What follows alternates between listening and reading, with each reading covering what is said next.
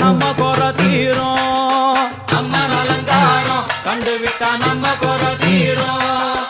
அம்மனுக்கு விரதம் ஆதி முதல் இன்று வரை வழக்கம். அம்மனுக்கு விரதம் ஆதி முதல் இன்று வரை வழக்கம். சமயபுரத்தில் நம்மை வாழ வைக்க மாறியும் விரதம் கொண்டாளே மாறி அம்மன் அலங்காரம்